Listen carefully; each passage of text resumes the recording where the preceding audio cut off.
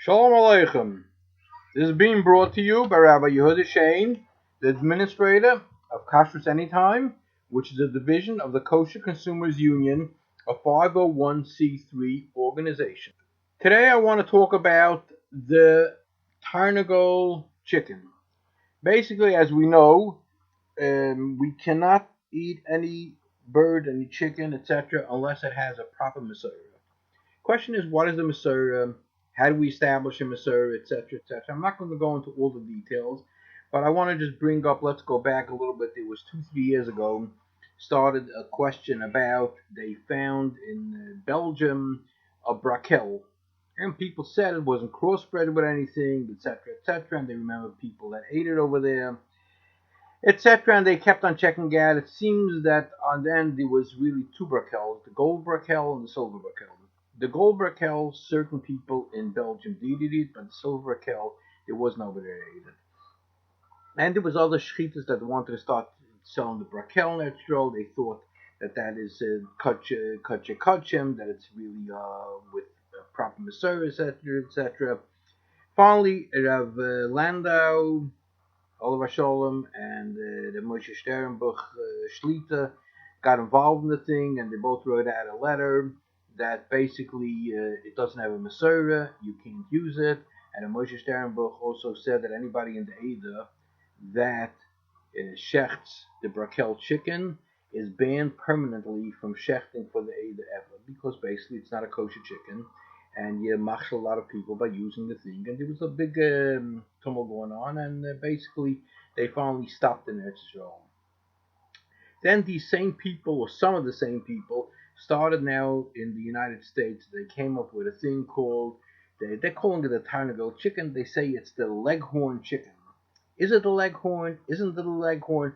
What is the leghorn? How many different breeds are there in the leghorn? I know of at least 12 different breeds in the leghorn chicken. Does that mean that all of them are acceptable or not? Most of our eggs that we eat is from the leghorn chicken. But again, which breed, which brand?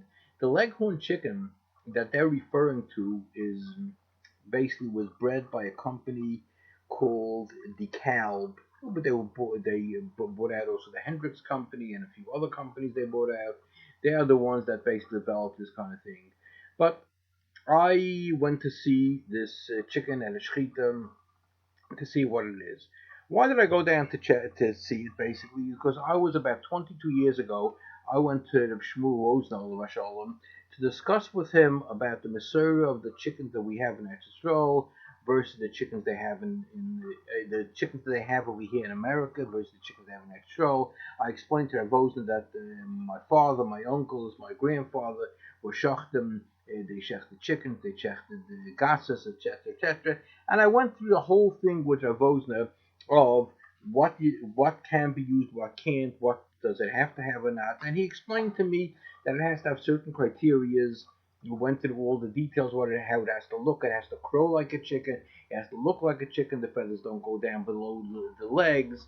And so I asked Rav Osner, if that's correct like that, why did he ask the Kabir chicken, which was developed by the Katz family at Stroll? The Katz family was not a religious family, and they produced a new type of chicken that was very hardy. It didn't need any injections. You didn't even have to take out the feathers by the neck. It was basically pretty much a bare neck chicken, something like the turkey. And Rosen looked at it and he said there's a lot of differences between this and a regular chicken. So he says, could you tell me with what you crossbred it? And they said, no, that's a secret. So he says, well, I'll tell you something that's not a secret. And what's not a secret is that this chicken is also to eat. There's no Masorah on it. It looks different than a different chicken. And he explained to me the differences to look for by chicken. Based on those things that Ravosna gave me over of how you check a chicken, basically, if it basically looks like and acts like a regular chicken. I went out to see the chickens by Shchita, this Tarnogol chicken, which they call it. A leghorn, it's really a Dutch leghorn, and others say it's maybe a different one, and that it was bred with the Menorca or bred with the Mako because it has certain tendencies of the Menorca. Then it has the large crown on the head that folds over, and it has the large waffles, and it stands very much upright, which I was talking about one of these things of standing upright, more like than our regular chickens. Basically, is a simon of not a kosher chicken, etc. And we found also that they fly very, very well. Most chickens really don't fly. They'll give a little bit of a flap to get them going, but not that they can really fly up. And I've seen over there how those chickens fly. They really fly up, and the legs are much thinner. There's just so many differences. And then you have the beaks are cut off by a lot of them. The reason they cut off the beaks is because they're peckers, and when they're pecking because of stress, they will peck in the head of another chicken, and because of that, you may have in a lot of the chickens nikakrumamoyach, which we really don't know how to check for that, and we don't ever check for it, which can be a treifa in everyone, in at least in a lot of these chickens, which we don't know what they are. So basically, seeing all of those type of things that there is over there and how much it's different, and I show them over there in the street of what it is. They said they don't put their name on it; it's only somebody else is putting their name. I have a big question, basically, if that is so, can we rely on a shochet that checked this chicken just because certain rabbanim said it is? If he doesn't have the Masorah that he's ever shechted these type of chickens or anything else like it, perhaps he shouldn't. He shouldn't be shechting such a chicken. And, and it's very ironic that what the commenters try to say is that our regular chickens, the broiler, etc., basically does not have a Masorah, and that chicken, this so-called leghorn chicken, has a Masorah because we eat the eggs from it. First of all, there's at least 12 different type of leghorn chicken. Second of all, the eggs that we're getting does, according to halacha, you don't have to have a Masorah in it. You just have to have that one side is rounded of the egg and one side is pointed. That is a simon by eggs. So it has no shaykhs that as long as you have a suckle in it, the eggs are permitted, but that doesn't make because of that the chicken is permitted. The one that we know we have a Masorah, which basically I was discussing with Rosner about it, is the Cornish, the Plymouth Rock, the broiler, the Rhode Island red, the New Hampshire, the Bird Rock, and the Cornish. You have the white, the red, the black. All of these basically is what we have over here. Masorah for many, many years, which we've been using, and no question about it. And now it happens to be also that the Minorca and this Leghorn are very, very dry meat chickens. They're really not made for eating. And the way they did by the Minorca in other places before they roasted it, or the Leghorn, they used to basically process it, before roasting it, with a process called larding. Larding is they take pieces of chaza schmaltz, chaza fat, and they make cuts in the chicken and they put it into the cavity of the chicken that it should give it some moisture so it should be able to be partially edible. And that was really the only way of really being able to eat that chicken. The chicken, basically, our chickens that we have, the broilers and all these other things that we eat now, it basically comes to full weight of 4 pounds gross at approximately 7 weeks. The leghorn chickens, takes 21 weeks to grow, and after that, if you take off the feathers, they are very, very thin chicken. They almost look like they've gone through two world wars. They don't grow fast enough, and the meat of it, as people say that have tried to eat it, is very, very dry. Really, it's unedible. And the whole salting process, etc., leaves a lot to be desired. There's pockets of water that get into it. There's a lot of places they don't even have melichim mitzad echad because the way you have to open up the skin because you can't get out. It's true they have over there that one of the mashgichim showed me that the shver basically, or rather somebody from Canada sent him down there to be down by the shchita, and he says it's very, very good. It doesn't have any shilas of tzomis gittin almost. It doesn't have any shilas of the lungs, etc. They're very healthy chickens. So he says they're very, very kosher chicken. So I told him, but you have to understand, there was a certain job that paskin on a certain cholim mesukan that he has to eat on Yom Kippur, and the doctor ordered him to eat, and the doctor says that in order for him to get better, he does have to eat basically chazer. He didn't want to eat chazer that was not geshachten, so they got a hold of shoichet, which was all mutrapi halacha, and he shechted the chazer, and then the shoichet basically had a little shayla on the lungs. He sent it to the Rav, and the Rav looks, and the Rav says, "What should I tell you? I can't sagen of the chazer as is kosher." I just can't say it. I can't say that it has kosher. Even when the same thing with this thing over here. If the thing doesn't have a Messiah, you can't eat it. I don't care if your lungs are straightened out, and if the Tzomis Hagidon doesn't have a problem, and this doesn't have a problem, or mechanisch zogen on this bird, you can't say that it's kosher, because it isn't kosher, because it doesn't have a Messiah, and it has to have a Messiah. And I have a Kabbalah from Rav Ozen exactly what to look for. And there's a lot of other ones that I've written there. There was somebody that wrote a beautiful, wrote a beautiful letter. Not long. It's 15, 16 pages. Very easy to read. Very easy to understand. And if anybody wants to have copies of it, more than happy. Send me an email to kashrusy18. That's KASHRUSY18 at gmail.com. I'm going to repeat it a little later on. I'll repeat again the email address. So make sure you have a pen and paper that you should be able to write down this email address. I'll send you a copy of it if you want copies from other reports that was done. But this one was done really very clear and everything, and he's gone through it. And it was very interesting that one of them that are pushing it now for some reason or other is a Sachtis. Tarabonim, they're pushing it. It's basically in Birdsboro they wouldn't put their name on it. Pella Poultry wouldn't put their name on it. The Getzel Berkowitz wouldn't put his name on it. The Polishik wouldn't put his name on it. All these Rabbanim that they're not going to put their name on it, this kind of thing over there on these chickens. But again, they're shechting it, they want to sell it or whatever else they want to do with the thing. So one of the Rabbanim of Sachta Rabbanim, one of the prominent poskim over there, made a tumult a number of years ago, must have been pretty close to 10, 15 years ago, that the eggs that we eat now from the leghorn, he has a shaila on it because he has observed in a farm the leghorn, and the leghorn basically is the way it stays on a pole or on string or whatever else it is.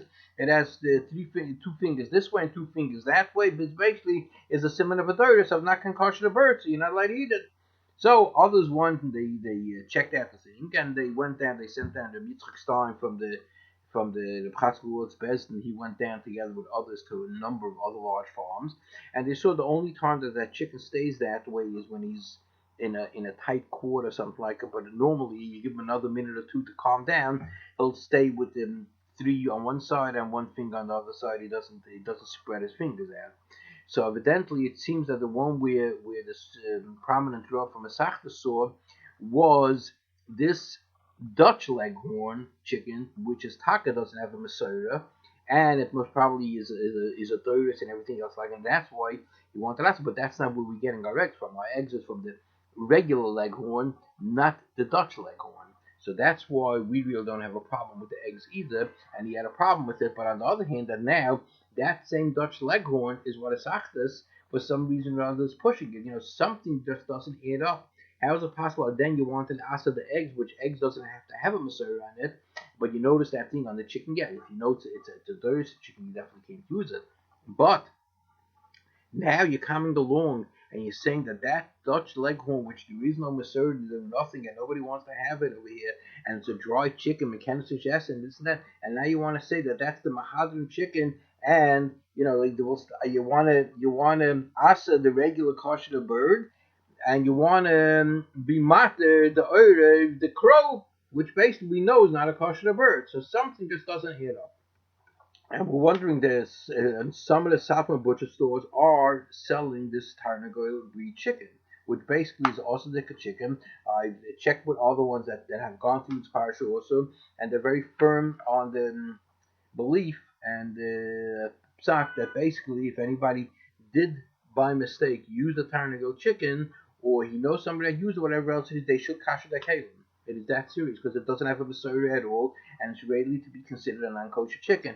And because of that, in a plant that doesn't want to allow the group of the Tarnogol people to use it, you definitely can't mix it in the same soil together with our regular chickens. You can't put it in the same soaking tanks, etc., etc. You have to keep it completely separated because it's shaila. Basically, if it's not a shaila, it's basically it doesn't have the simoni kashrus, and it flies. It has the large waffles. It has the crown. Basically, even folds over So it's possible that's even the chifas, which you take a look on Rashi, you'll see the chifas, he says, Karbaloi folds over, which is what that chicken is very, very clear with. It's just unbelievable how they want to go and take this to say that whatever we've been eating over here in America for the last 100 years is a Shiloh chicken. Even though they bred it, they put another one, but the basic chicken remained the same. It didn't change the basic chicken. They made it. They wanted to have a larger breast, so they had made it this way. They wanted to have shorter legs. They made shorter legs on it. But that one, it has a long neck. It has thin, long feet. And it stands very straight, upright, which has the tendencies of a lot of the wild birds and the mako and the other ones that are basically dorsum, etc., etc. Evidently, it seems that they really crossbred with that, and the DeKalb company, DeKalb Hendricks, that basically does the breeding on this. There's emails from them back and forth of basically that they keep on changing their mind. First of all, they're not Yidden, they're Goyim, and even if a Yid would come up with this kind of statement and he would changes, they write over there that he was told not to say that it was crossbred with the email from one of the people in the cow that why you tell the people that it was crossbred with the Menorca. Because of that, we lost an investor that was going to put in $1 million. So they were told, so basically you can't believe them or what they say because they keep on telling you what it is. But if you really take a look at the chicken and you look at it with added geese or anything else like it, you see, Clore, it's not a chicken that we really had a Masorah on it. The chicken that we have now over here, we have a Masorah. So nobody should really go out and buy or use or eat by anybody. And if you're eating by somebody that thinks that get kum with frumazachem, basically it's like it says in the pasuk that in Veschanan, you shouldn't add on the mitzvah, you shouldn't take off the mitzvahs, and zocher of what the Maisa was that you fell in over there by the Baal Pur. What does Baal Pur have to do with anything with adding mitzvahs or taking away mitzvahs?